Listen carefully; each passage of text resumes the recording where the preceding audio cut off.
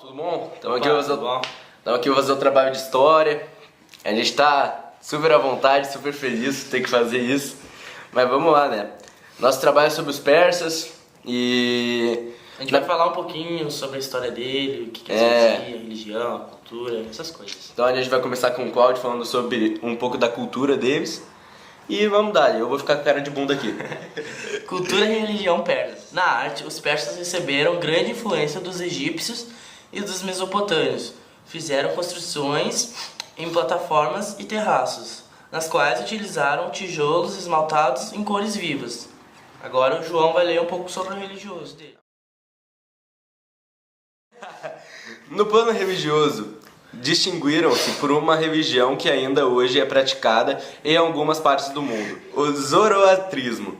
Seu fundador, Zoroastro, daí o nome da religião.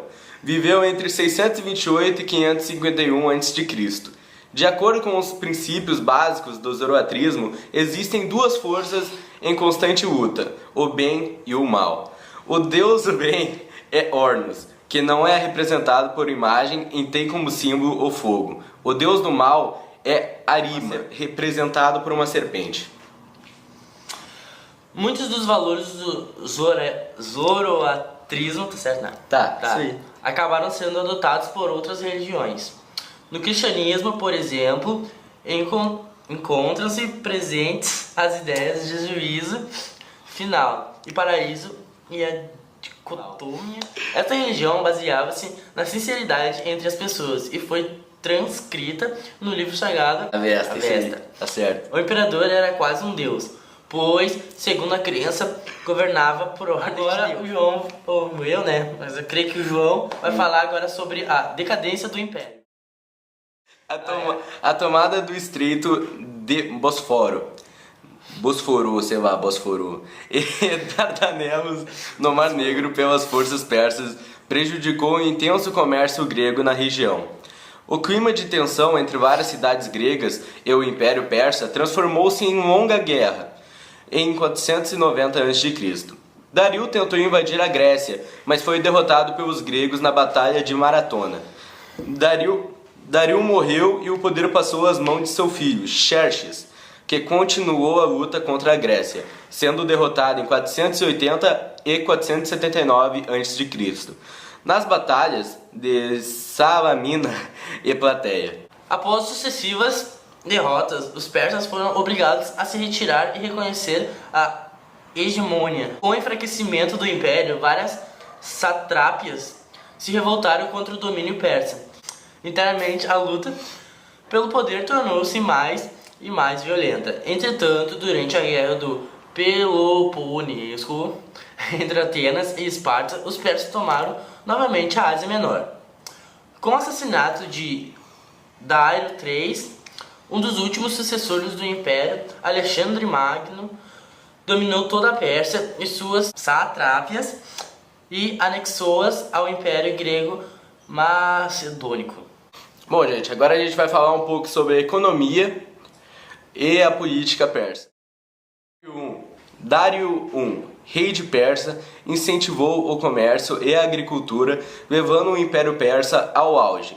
Um novo modelo monetário foi estabelecido no Império e ficou conhecido como Darico, moeda em ouro e prata de peso estável, com a imagem do rei. Com isso, o comércio se desenvolveu consideravelmente. Conflito entre as tribos pastoras e agricultoras deu origem ao Império Persa. A massa popular, constituída pelos agricultores, pastores e artesãos, poderiam ser recrutada para a guerra, por isso ocupavam uma posição social acima dos escravos. De forma natural, várias rebeliões também acabaram surgindo nesse período. Tinham objetivos separatistas e eram reações dos povos dominados, para que o território tivesse unidade e os imperadores mantivessem o poder. Dário I acabou dividindo o Império Persa em províncias. Eram chamadas de satrápias e vários funcionários. Agora, eu vou ver o declínio da civilização persa.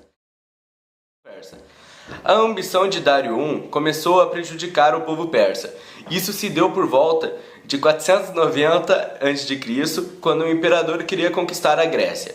acabou sendo derrotado em vários espaços dos gregos, que estavam unidos a partir das orientações de Atenas. O filho de Dário I, conhecido como Xerxes, também tentou subjugar algumas regiões da Grécia, mas não obteve sucesso nas campanhas conhecidas como Guerra Greco-Pérsica. Com o declínio do poder persa na Grécia, os imperadores tiveram que reconhecer que os gregos dominavam o mar Egeu e a Ásia Menor. Além desses processos de declínio militar, muitas revoltas passaram a acontecer, assim como brigas políticas entre os representantes dos persas. O controle do império começou a ruir. Em 330 a.C., Alexandre Magno acabou subjugando os persas e teve o domínio macedônico naquela região. Gente, então a gente não tem mais muito o que dizer. Esse foi o nosso trabalho. Sem edição, sem muita edição, porque a gente é meio raiz.